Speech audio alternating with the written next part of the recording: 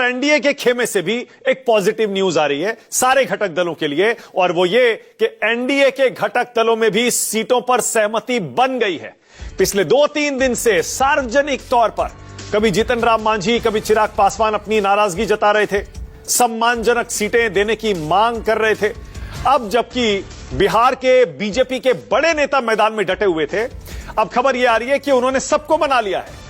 चिराग पासवान मान गए हैं, जीतन राम मांझी के भी मान जाने की खबरें हमारे पास आ रही हैं, और इसीलिए सोशल मीडिया प्लेटफॉर्म्स पर या फिर मीडिया में किसी तरह का कोई बयान जो कि नाराजगी भरा हो कोई नहीं दे रहा है, बल्कि चिराग पासवान और बीजेपी के बड़े नेता बिहार के नित्यानंद राय, उनके दोनों के बयान बहुत ही पॉजिटिव है। मेरे सहयोगी कुमार गौरव बता रहे हैं, सूत्रों से खबर उनको भी यही मिली है कि सीट शेयरिंग फॉर्मूला एनडीए में भी निकल चुका है। सीधे आपको गौरव के पास ले चलता हूं।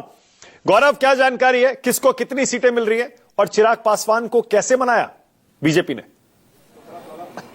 देखिए, बिल्कुल 34 घंटे में 4 बार बीजेपी के नेताओं को चिराग पासवान के घर का रुख करना पड़ा और उसके बाद बात बन गई है। सुबह उन्होंने, चिराग पासवान ने खुद भी इसका इंडिकेशन दिया कि ऑल इज वेल, जहां प्रधानमंत्री है वहां मेरे सम्मान को ठेस नहीं पहुंचेगा। उसके बाद से लगातार बातचीत का दौर उसके बाद पटना में भी जारी रहा और अब कुल मिलाकर यह फैसला एक तरह से इस निष्कर्ष पर निकला है एनडीए कि अब सीटों को लेकर किसी पांचों दलों में किसी को कोई कंफ्यूजन नहीं है। जीतन राम मांझी से सीधा जेपी नड्डा ने बातचीत की, उपेंद्र कुशवाहा से धर्मेंद्र प्रधान और बीजेपी के दूसरे नेताओं से, स्थानीय पटना के नेताओं ने बातचीत की। चिराग पासवान के यहां आपने देखा नित्यानंद राय और धर्मेंद्र प्रधान लगातार आते जाते रहे।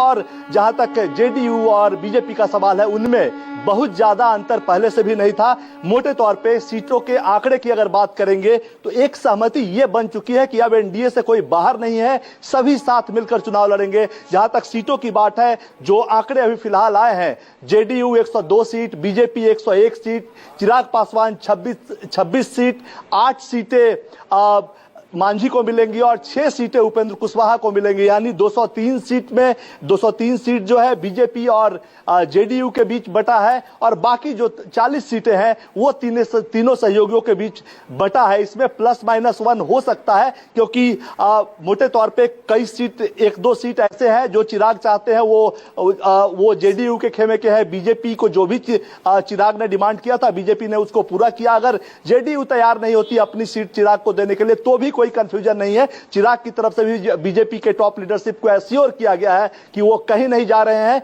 अब सब कुछ ठीक है, जो आप कहेंगे वरिष्ठ नेताओं का जो भी आदेश होगा उसको माना जाएगा। तो कुल मिलाकर सब कुछ ऑल इज वेल एक तरह से हो गया एनडीए में। अब राहत की, तमाम नेता जो है इस काम में जिन्हें लगाया गया था, सब राहत की सांस ले रहे हैं और पूरी संभावना है कि कल एनडीए के सभी 5 दल के नेता मिलकर पटना या दिल्ली में इस बात का औपचारिक ऐलान कर देंगे। कल ही बीजेपी कोर ग्रुप की भी बैठक है, परसों प्रधानमंत्री के नेतृत्व में सीईसी की बैठक बीजेपी कार्यालय दिल्ली में होगी और 13 तारीख से आप देखेंगे कि उम्मीदवारों की सूची धीरे धीरे आने लगेगा। यानी जो असमंजस की स्थिति एनडीए में थी उसका अब पटाक्षेप हो गया है। ठीक है गौरव, बहुत धन्यवाद इस जानकारी के लिए। तो दोनों ही गठबंधनों में जैसे ही चुनाव की प्रक्रिया सही मायनों में शुरू हुई, सीटों का फॉर्मूला तय हो गया। जब मैं कह रहा हूं चुनाव की प्रक्रिया सही मायनों में शुरू हुई, मेरे कहने का मतलब यह है कि आज ही से पहले चरण के चुनाव के लिए नामांकन शुरू हो गया है। जरा तारीखें ऊपर दिखाइए, क्योंकि आपको पता ही है पहले चरण का जो मतदान है वो 6 नवंबर को होना है,